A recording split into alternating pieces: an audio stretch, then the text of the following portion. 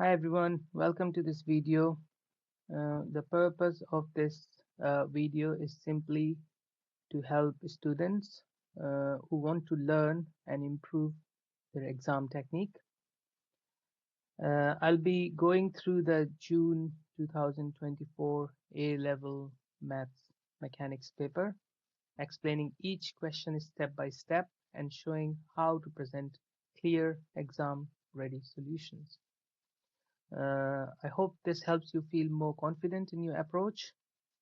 And if you need any further help or have any questions, please feel free to reach out. Thank you. Let's get started. It shows a particle P of mass 0.5 kilogram at rest on a rough horizontal plane. Find the magnitude of the normal reaction of the plane on P. So we have the particle P and the mass of this particle is 0.5 kilogram. Now it is at rest and the plane is rough. So there will be, because if you can think of like the particle is pushing the plane, so the plane will push the particle in return.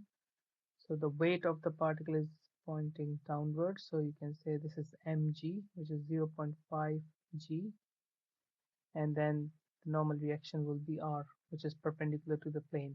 Okay, so the magnitude of the normal reaction is not moving, and even if it was moving, the motion will be along the plane. So uh, the forces in the vertical direction will be balanced. So either you say the resultant force in vertical direction is 0, or you can just simply say R is equal to 0.5 g.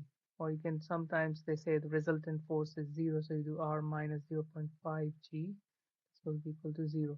Okay, so this means R will be equal to 0.5 times g. Normally you have to use the value of 9.8 meter per second square.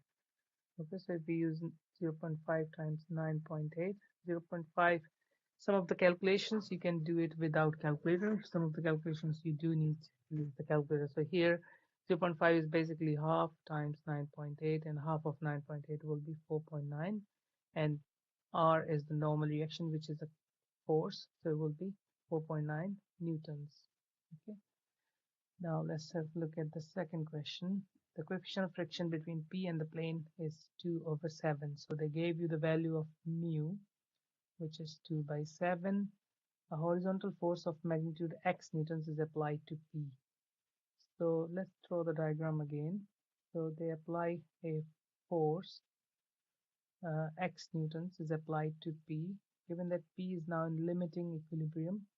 So one option will be, you can show the force applied like this is x, or uh, the best will be always show the force going away from the object. If something is applied, you can always show that x is applied in this. X is like pulling the object basically. Either you show this way or this way, both same thing, but it's just easier if you do this way. Okay, now you have the normal reaction R, and you have the weight, which is mg, 0.5 g, and now uh, there will be, because it's in the state of limiting equilibrium, this is like, that's when the maximum friction is acting. So you can apply the friction force in this direction. This will be maximum. So F max is equal to mu times R. So this will be mu times R.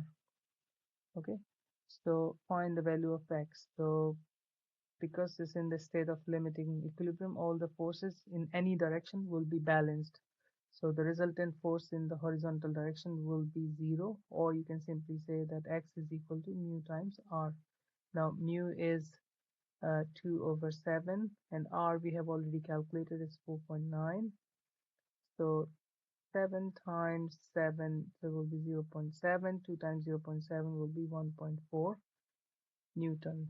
So this will be the answer. So let's have a look at the answers. So this is 1.4 and this is 4.9 newtons. So both correct. Yeah. Of the motion of an athlete running a 200-meter race in 24 seconds. Okay, the athlete starts from rest at time t equals 0 and accelerates at a constant rate, reaching a speed of 10 meters per second at t equals 4, then moves at a constant speed of 10 meters per second from t equals 4 to 18, then decelerates, okay, finishing the line. Find the acceleration of the athlete during the first 4 seconds of the race.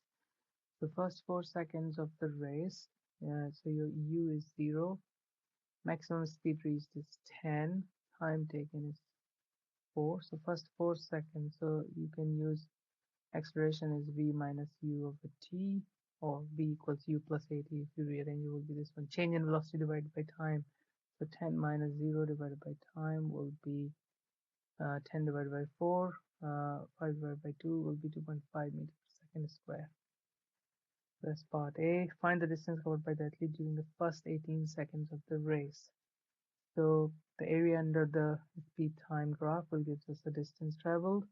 So we work out this area here, and then we'll work out this one here. So for the triangle will be half times base will be 4 times height will be 10, plus for the rectangle your base will be 18 minus 4, which is 14, times the height will be 10. So this will be the total distance traveled. So 2 times 10 is 20, plus 140 will be 160 meters for the first 18 seconds. Find the value of u. So we finished with some speed. It's not like I'm coming to rest, so that's why we have some speed here. So so the total distance is 200 meters, right? Now we need to work out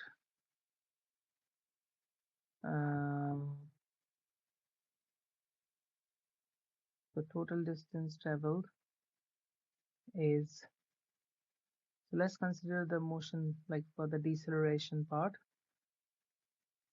Deceleration. Okay.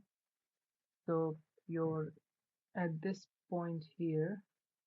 So the total, like the distance traveled for this part will be, because total was 200 and he has already traveled 160, so the remaining distance traveled will be, S will be 40 meters. So he slowed down here. So S is 40 meters, and then initial velocity U will be 10 meters per second. V will be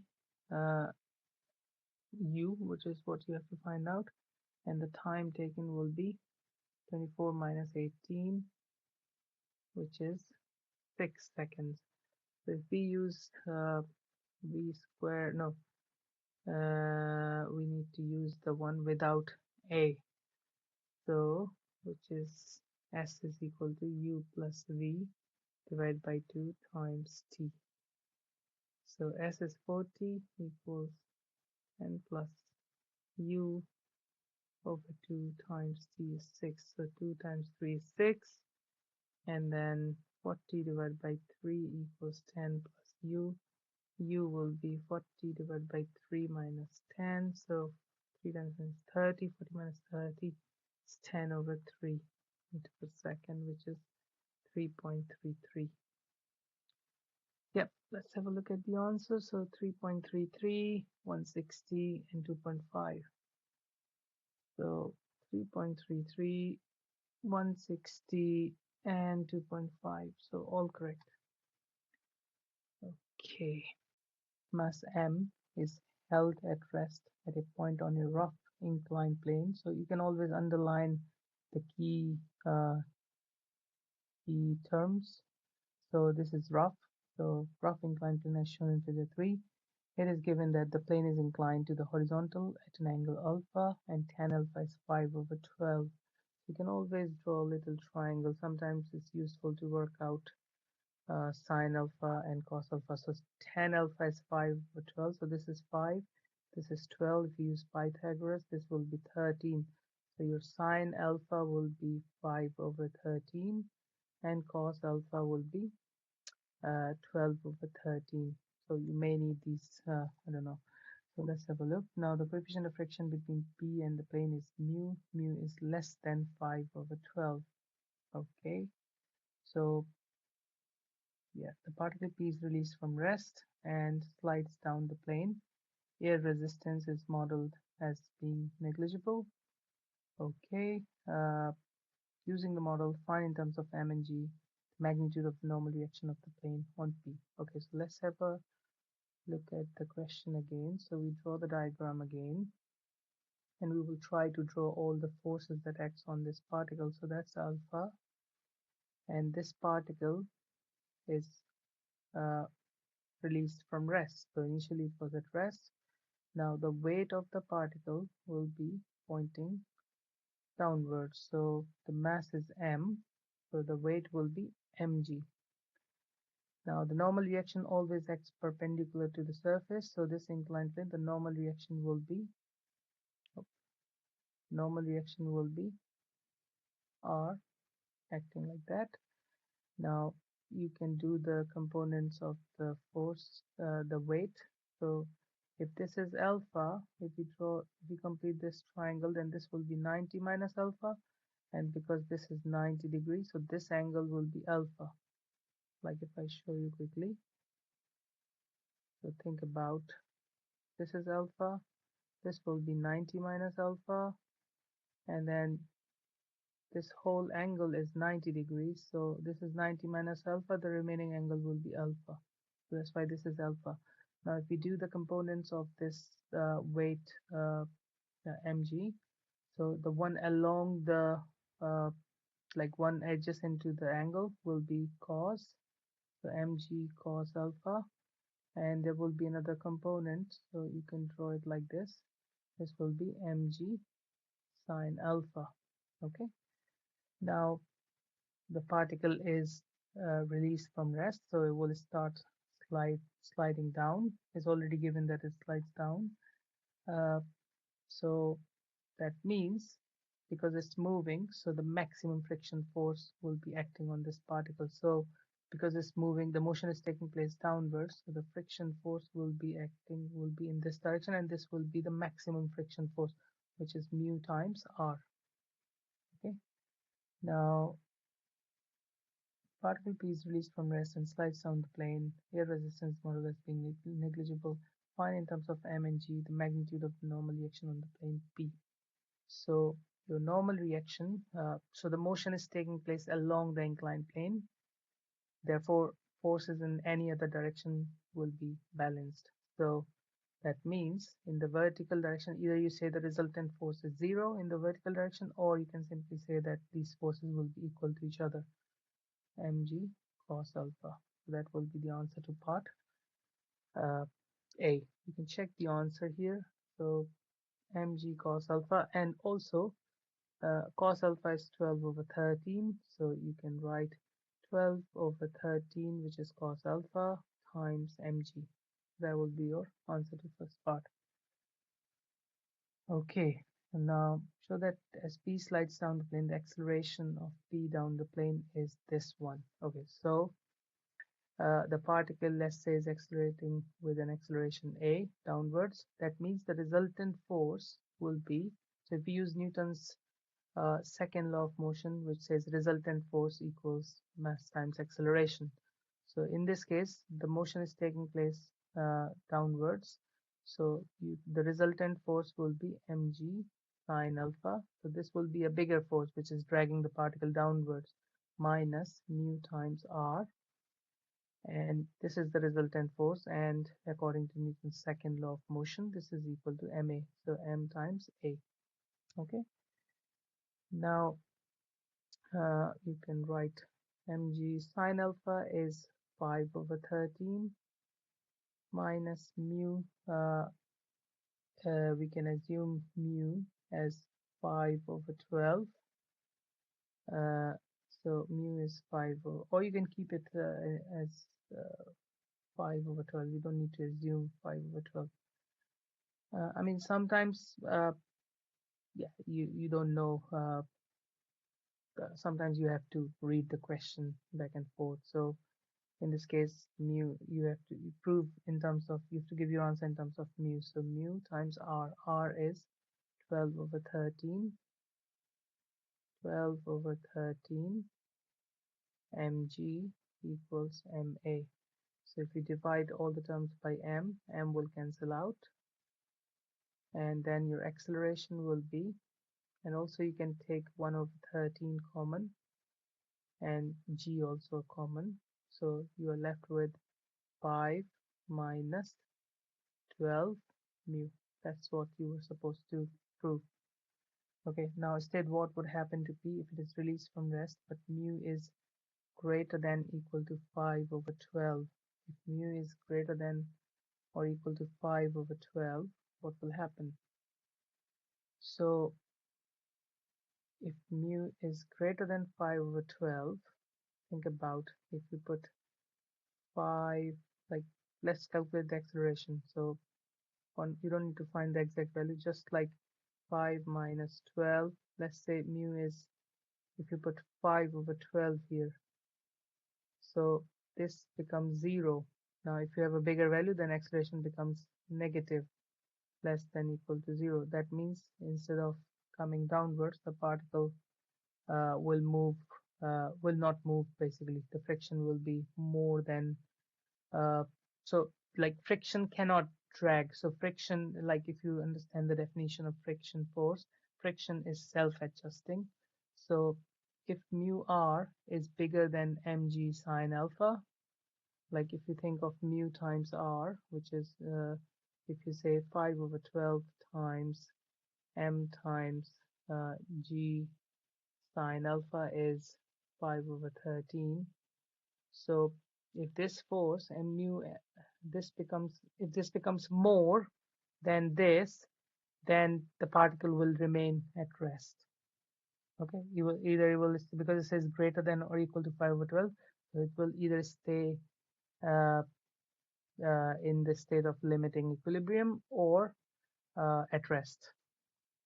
Yeah, let's check the answer now. So P wouldn't move. Yeah, that's the answer. And then, yeah. Position vector of particle P is r meters, where r is this function here, and c is a constant. When t is 4, the bearing of P from O is 135 degrees. Show that c is 3. So if let's say O is the origin, and the bearing of P from O is 135, so you draw the north at O, and then you want an angle of 135 degrees. So if we split this, so 135 is basically 90 plus 45. So this angle is meant to be 135 from here to here. So if let's say this is the point P here, so this angle is, if this total is 135, so this is 90, so this will be 45 degrees. Okay, now so at t equals 4, so if you put t equals 4 here, so r will be c, uh, 4 to the power half I minus 3 by 8 times 4 square j. So this becomes c, and square root of 4 will be 2, so 2ci minus 4 times 4 is 16, divided by 8 is 2, times 3 will be 6j. Okay, so that's the, now this is, if we just take the absolute values here and say the horizontal component is 2c and the vertical component is minus 6, but we just take the absolute value. Now in this triangle here, if we use tan 45, tan 45 will be 6 over 2c.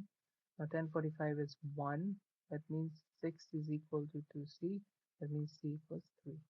So that's part A proved. Okay, now find the speed of p when t is 4. So now we need to work out the velocity first, and then the magnitude of velocity will be the speed. So your velocity vector will be dr by dt. You differentiate because it's a non-uniform acceleration question. Your position vector varies with time. Okay, and so if you differentiate this, this will be half c t to the power minus half I minus 3 by 8 times 2, which will be simplified as 3 by 4 p j. So that's your velocity vector, and if you put t equals 4, the velocity will be, so half times c. T is basically 3. We will substitute that in a moment. T to the power minus half will be 1 over square root of 4, which is 1 over 2 I minus 3 over 4 times 4j, and put c as 3, so it will be 3 over 4I minus 3j. So that's the velocity vector. Now if you take the magnitude of the velocity, so your speed will be the magnitude of the velocity, so that will be square root of 3 by 4 whole square plus minus 3 square.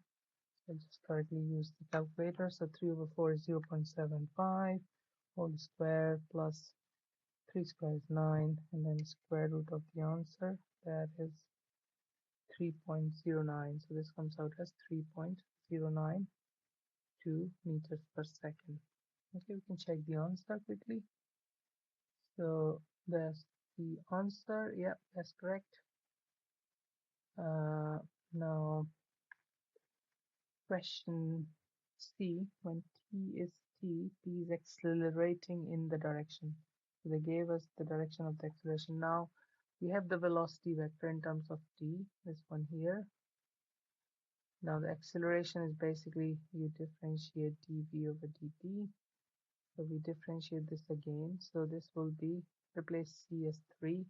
So 3 by 2, and then differentiate t to the power half will be minus half, and t to the power minus half minus 1 will be minus 3 over 2 I minus 3 over 4, and then differentiating t will be just constant. Now this becomes minus 3 over 4 t to the power minus 3 over 2 I minus 3 over 4 j. Now if we just take minus 3 over 4 common, then this becomes t to the power minus, let's keep the minus sign inside, minus t to the power minus 3 by 2 I minus j minus j. Okay, and is in the direction. So if two vectors are parallel, then you can write a equals lambda times b. So basically we probably don't need to write this, we just simply say that this is equal to lambda times minus I minus 27j. So if we expand, this will be minus lambda I minus 27 lambda j. Now if we compare the left hand side, they are basically the same vector, so you can compare them. So basically lambda will be equal to, cancel the minus signs from both sides, so it will be 3 by 4 t to the power minus 3 by 2, and then 3 by 4 will be equal to 27 lambda. That means lambda is equal to 3 over 3 divided by 1 is 3, 27 divided by 3 is 9, so lambda will be 1 over 9 times 4 is 36. So if we put lambda as 1 over 36 equals 3 by 4 e to the power minus 3 by 2. 4 divided by 4 is 1. 4 divided, 9, 36 divided by 4 will be 9. This will be 1 over 27 equals t to the power minus 3 by 2. Let's do both sides by minus 2 over 3 minus 2 over 3. So that will give you t, 2 over 3, sorry. That will give you t, and then 1 over 27 to the power minus 2 over 3. So if we just do 1 divided by 27 in brackets whole power of minus 2 divided by 3, this comes out as 9. So t is 9. So basically capital T is 9 seconds. Let's have a look at the answer now. T is 9, 3.0923, C is 3. Yeah, hope you understand. You understood the explanation.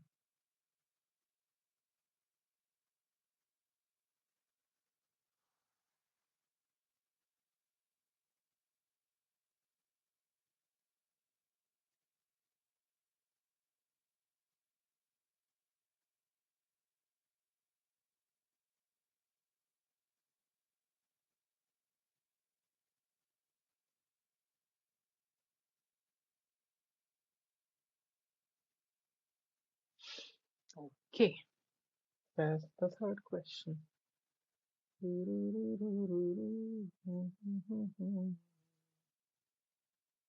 Now पंचम question, पंचम से पहले हम करेंगे छंगम. हाँ. Oh, how Lalita.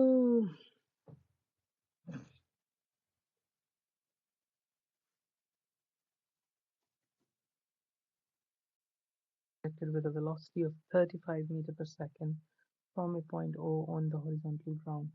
The stone is projected at an angle alpha to the horizontal where tan alpha is 3/4. In an initial model, the stone is modeled as a particle P moving freely under gravity. The stone hits the ground at point A. The figure 4 shows the path of P from O to A. For the motion of P from O to A, at time t seconds, the horizontal distance of P from O is x, time t seconds, the vertical distance is y. Using the model show that, let's say this is the how it is projected. Let's say the particle uh, at time t uh, is oh, sorry, at time t is here. So this is the vertical distance y, and this is the horizontal distance x, okay, from the point O. So you can say the coordinates are x and y at this point P, let's say. Okay. Now we can split the motion into horizontal and vertical directions. So first let's split the velocity component. So let's say this is, so u is 35 meters per second. So ux will be 35 cos alpha, and in the vertical direction will be 35 sine alpha. Okay, so these are the two components of the initial velocity. Now tan alpha is given as 3/4. If I just do on the side, so if this is alpha and this is 3, this is 4, this will be 5. So sine alpha will be 3/5, cos alpha will be 4/5. So that's something you can do very quickly on the side. Now let's see the horizontal motion. So horizontal motion, your so we assume that it moves with a constant speed. So your speed, initial velocity, which is ux, which is 35 cos alpha, which is 35 times cos alpha is 4/5. So this will be 5 times 7 and 4, 28 meters per second. Make sure to check. So 5.1, 5 times 7, 28 meters per second. Okay. And the distance is s is equal to x, and the time taken is t. So if we use the speed equals distance over time, so 28 equals the speed, which is 28, equals distance, which is x over time t. Then from here, if you rearrange, you can write t as x over 28. So that's one thing. You will probably use this because time is the link between horizontal and vertical motion. Now, for the vertical motion, your uy is 35 sine alpha, and 35 sine alpha is 3/5. So 5 times 7 times 3, 21 meters per second. So it's projected against the gravity. So your acceleration will be minus g, which is minus 9.8. And the displacement, uh, the distance from point O vertically, s will be y. So because p is above the plane, so your displacement will be positive, and time is t. So we have u, we have a, we have s, we have t. So we can use s equals ut plus half at square. Okay. Now s is, did this anything to use? Let's say we use the value of g is 9.8. So s is y, u is 21, t. Let's put the value of t as x over 28. Ut plus half times a is minus 9.8 times t square. T square will be x square over 28 squared. So I can write 28 squared as 28 times 28. So 7 times 3 is 21. 7 times 4 is 28. And this will be, if you simplify, let's do minus 9.8 divided by, in brackets, 2 times 28 square. So that gives me minus 1 over 60. So y will be 3x over 4 minus 1 over 60 x squared. So that's what you were meant to prove for part A. Okay.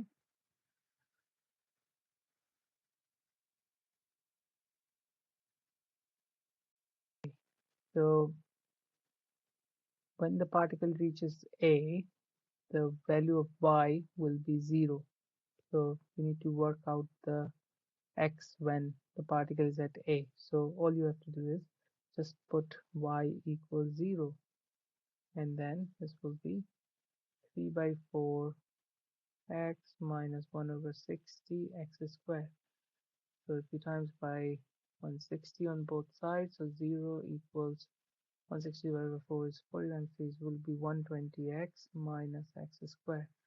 If you take x common, will be x 120 minus x equals 0. So either x is 0 or x is 120, which is also like when the particle is at the starting point, x is 0, and that's when y is 0 as well. And when the particle is at A, y is 0 and x will be 120. So the length of OA will be 120 meters.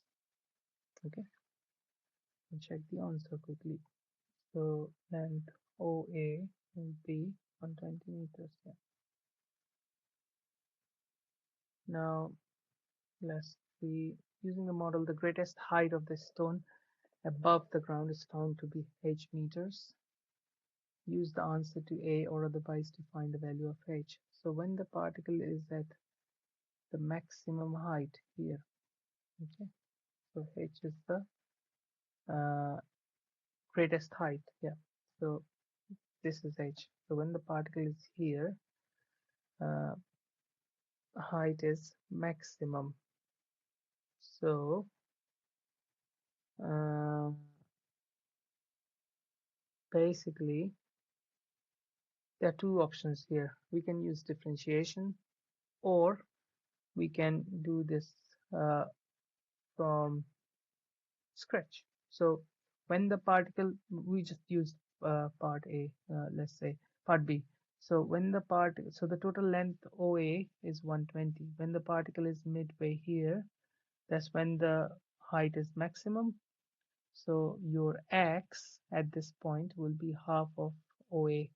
So x will be, so for part C, x will be half of 120, which is 60 meters. So your y will be, we have to use 3 by 4x, 3 by 4 times 60 minus 160 minus 1 over 160 times x squared, 60 square. So if you do this, 60 square divided by 160 is 45 over 2. So this is 22.5 minus 0.75 times 60 is 45. So this is 45. So the value of y will be 22.5 over 45 over 2. Let's check the answer quickly. So question C is 2.5. The other method will be differentiation, but I think you can do this simply like this. Okay, now the model is refined to include air resistance. Using this new model, the greatest height of the stone above the ground is found to be k meters. So the model is refined to include air resistance. The air resistance is now included. State which is greater, h or k. Okay, so the h is when you have ignored the air resistance. Now we are considering the air resistance. So now if you look at the time, is x divided by 28. So time is x divided by 28. So uh, like the speed is the same. Like for horizontal motion, we have calculated the time as x over 28. Now it's normal that the time taken like will be more to travel from O to A. Or if you consider the air resistance, there will be air resistance that will slow down the particles. So OA will be less. Yeah, like time, we say the time is the same. The OA will be less because the particle is traveling, like it has to face the air resistance, so it will struggle in the horizontal direction. So it will go less far basically. Okay, so speed is the same and time taken will be more, so distance traveled will be less, so x will be less. That means uh, half of x will be less as well.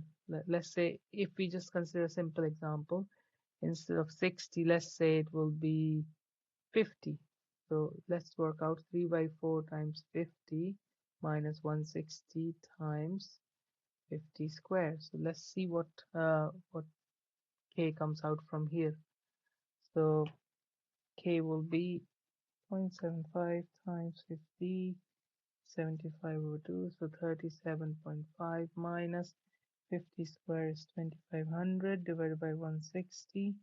This comes out as 15.625. So 37.5 minus 15.625. So that comes out as 21.875. And initially we have 22.5. So the height reached is less as well. So maximum height reached will be less. Are you sure about that?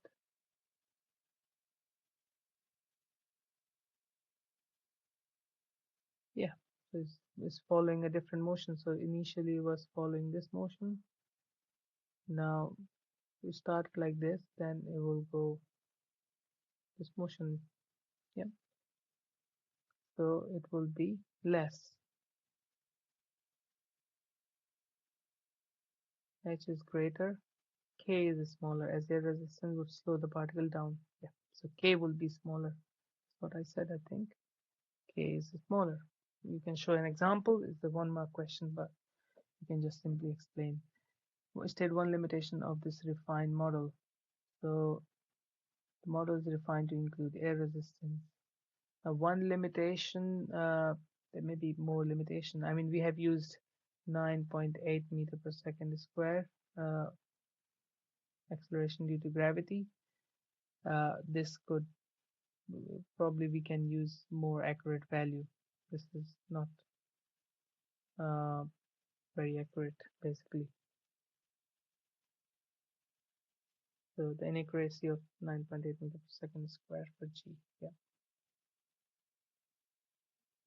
What else we can say? I think that's it. Yeah. Okay.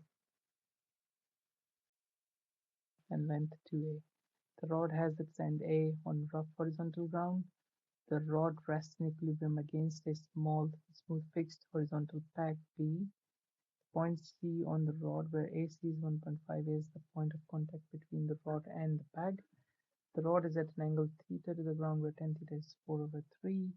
The rod lies in a vertical plane perpendicular to the peg. The magnitude of the normal reaction of the peg on the rod at C is S. So that S is this. Okay, so there is a peg B here, and so the rod is resting. Rod is uniform. First thing is I will just point this downwards. This is mg, and if this is theta, this angle will be theta, and this component will be mg cos theta.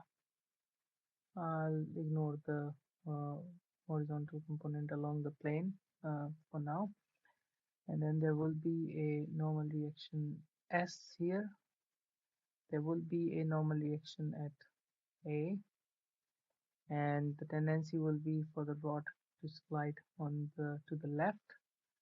So there will be a friction force that will keep the rod in that direction. So let's call it F for now, F max, or just F is fine. Yeah. Now, so that's all we have. So this distance will be A because this is uniform. So this weight will be at the center. Now we take the moment about A, then we don't need to worry about these forces that are acting at point A because the moment will be zero. Now if you just think of A, there is mg cos theta. So moment is force times perpendicular distance. So this will be A, and this will produce clockwise moment. And then there is a normal reaction force S, which is at a distance of 1.5 A from A. Okay, so this will produce anti-clockwise moment about point A. And because this is in an equilibrium position, the two moments will be equal to each other. So if you write mg cos theta times A, that will be the clockwise moment, and this will be same as S times 1.5 A. So A cancels, so this will be anti-clockwise moment. Or you can do resultant moment will be zero. So you do clockwise minus anti-clockwise and equal to zero. I will rather do it like total clockwise moment will be equal to total anti-clockwise moment. Okay, that means if you divide, so cos theta is again cos theta we can work out.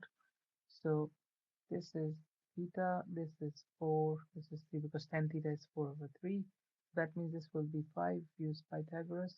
The sine theta will be 4 over 5 and the cos theta will be 3 over 5. Now mg cos theta is 3 over 5 equals s times 1.5. You can write this 3 over 2. Cancel the 3 on both sides. Then s will be 2 by 5 mg. Okay, so that's one thing. Now